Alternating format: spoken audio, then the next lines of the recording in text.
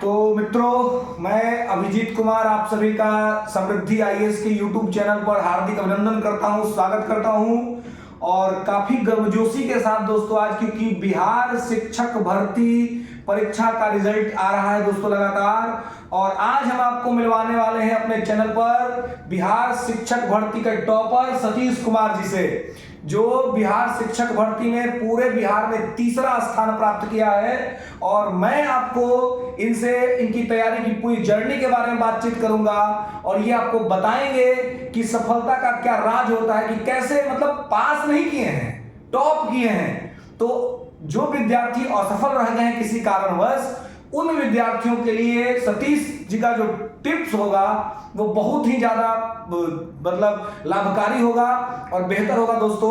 तो चलिए आज का सफलता के लिए हम लोग पहले समृद्धि अस्पताल की तरफ से आपको बहुत बहुत बधाई देते हैं सर। और हम चाहते हैं कि हमारे विद्यार्थियों को थोड़ा बताइए कि किस प्रकार से इतना बेहतर रैंक आपने प्राप्त किया। मतलब आप रैंक 3 है पूरे बिहार में, तो गजब की बात हो गई।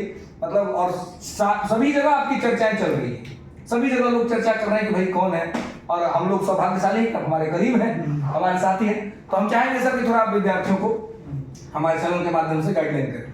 सबसे पहले तो बहुत बहुत धन्यवाद sir, thank you sir. Thank you. और आपके मार्फत ये थी जो है मुझे कुछ कहने का मौका मिला है। तो सबसे पहली बात ये है सर कि सफलता जो है ये एक दिन में, एक महीने में, एक साल में ही आती नहीं है, ठीक है। उसके लिए आपको रिगरस मतलब मेहनत करना होता है, लंबे समय के जो है ये मेहनत का ये परिणाम होती है। और ये पूरी एक तरह से प्रोसेस होता है, ठीक है, पूरी प्रक्रिया होती है। तो उसमें जो है मैं ये कहूँगा कि आधा अधूरा या सतही ज्ञान से दूर रहें, और लगातार जो है अपना तैयारी अपना करते रहें, ठीक है। लगातार तैयारी करते रहें, पठन पाठन का जो कार्य है इसको अपना जोरों शोरों से जारी रखें। ये सबसे क्योंकि थॉरो स्टडी बहुत ज़्यादा जरूरी है, ठीक है। और वो कछुआ और खरगोश की कहानी हर युग में, हर समय में ये सब प्रासंगिक है। तो हमें कछुए की गति से ही तैयारी करनी पड़ेगी। बाद में इसमें कई आयाम जुड़ जाते हैं, कितने अति हो जाते हैं, क्या है। तो ये मैं कहना चाहूँगा। और मेरे मतलब जो कलीग हैं, हमारे रजनीश सर हैं, अभिजीत सर हैं, अभिषेक पाठक सर हैं, मृत्युंजय सर हैं, सिंपल मैम हैं, कोमल हैं, फिर धीरज भैया हैं, सनी जी हैं, इसके अलावा जो है विशाल है, फिर उसके बाद जो है अजय जी हैं, ब्रजेश जी हैं, फिर अजय सिवर वाले हैं, अजय राजा पकड़ वाले हैं, निशांत, मैंने सारे लोग का बहुत बड़ा योगदान रहा। उन्होंने हमेशा मुझे ये मोटिवेट ही किया, ठीक है, हमेशा मोटिवेट किया। सर तो रजनीश सर तो ये बोलते भी थे कि अरे आप क्या कर रहे हैं, आपका कल एग्ज़ाम है और आप कर रहे हैं, आप जाइए, आप जाके पढ़िए। एग्ज़ाम होने के पहले ये क्या होता है कि आदमी को एक मोटिव बनाना होता है, स्ट्रेटजी बनानी होती है कि एग्ज़ाम सेंटर पे आप पहले जाएं, ठीक है, एग्ज़ाम दें। उसका एक अलग प्रेशर होता है एग्ज़ाम हॉल में। तो इन सब चीज़ों के लिए एक आपको कंप्लीट नींद लेनी होती है, फिर डाइट भी अपना हल्का फुल्का करना होता है, ठीक है। तो इस हिसाब से ये बहुत ही ज़रूरी चीज़ें हैं। और सफलता छोटी हो या बड़ी, सफलता तो सफलता ही होता है, बिल्कुल। और उसमें एक सबसे बड़ा ये गुण होता है कि वो सभी जो आपके अवगुण हैं या फिर जो भी विफलताएं हैं उसको ढांकने की उसमें एक अक्षुण शक्ति होती है, ठीक है। तो थ्रू स्टडी जो है एक बहुत बड़ा ये मंत्र है उसके पढ़ने के लिए, ठीक है, बच्चों के पढ़ने के लिए। और रही बात बहुत सारे बच्चे अपना टाइम आंदोलन में या फिर सड़क पे, चौथी पे ये टाइम वेस्ट करते हैं, तो कहीं ना कहीं वो पैम्पर करता है उनकी स्ट्रेटजी, उनका जो मतलब स्टैमिना है।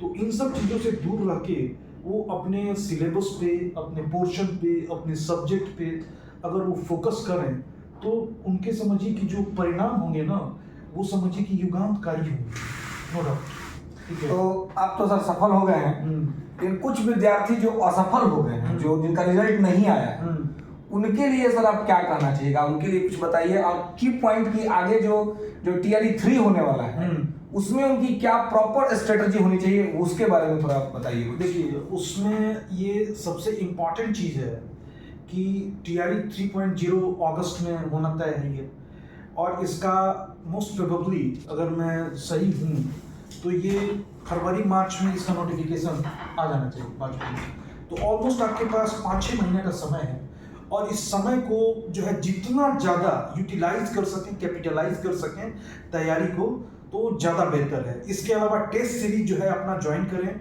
या फिर बाजार में बहुत सारा जो टेस्ट सीरीज मिल रहा है उसको खरीद के अपना पढ़ते रहें, ठीक है, उसको लगाते रहें।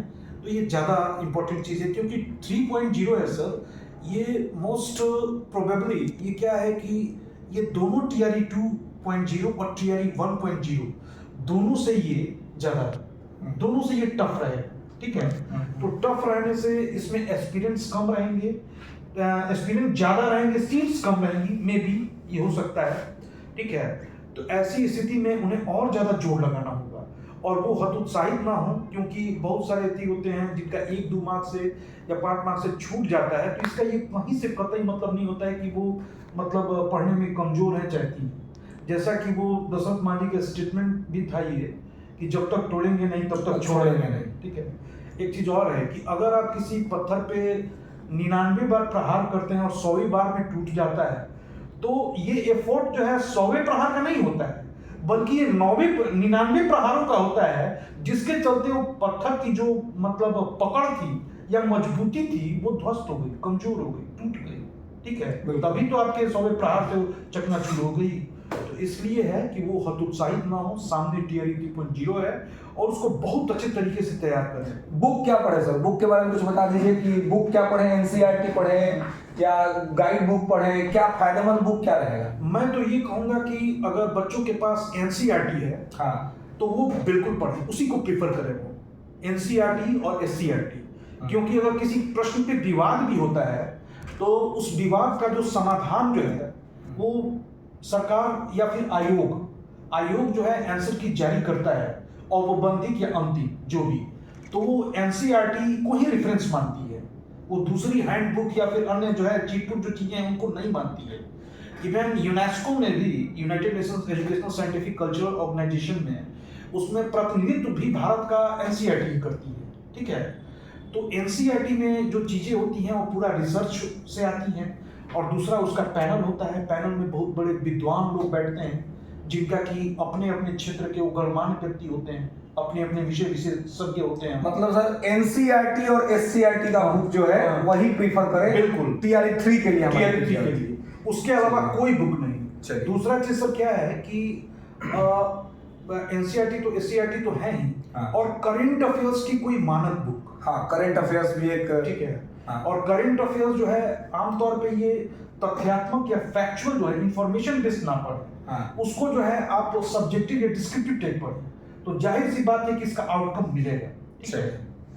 धन्यवाद सर, अपना बहुत महत्वपूर्ण समय देने के लिए हमारे विद्यार्थियों के लिए। उम्मीद करता हूँ विद्यार्थियों को ये वीडियो और बिहार टॉपर से जो हमने मिलवाया है आपको, तो नो डाउट आगे TRE 3 में जो विद्यार्थी जा रहे हैं उनके लिए इनका गाइडलाइन बहुत हेल्पफुल रहेगा, और मैं बराबर इनसे आपको मिलवाता रहूंगा अपने इस चैनल के माध्यम से। दोस्तों, तो वीडियो पसंद आए तो लाइक करिएगा, शेयर करिएगा और सब्सक्राइब करिएगा। जी सर, चलते चलते मैं एक चीजें ये कहूंगा जी, कि कल फिर आएंगे खिलते कलियों की नज़में चुनने वाले, मुझसे बेहतर कहने वाला और तुमसे बेहतर सुनने वाला। वाह, चलिए इसी के साथ सर फिर हम लोग मिलेंगे नेक्स्ट वीडियो में। तब तक के लिए सुखी रहिए, स्वस्थ रहिए और समृद्ध बने रहिए। धन्यवाद।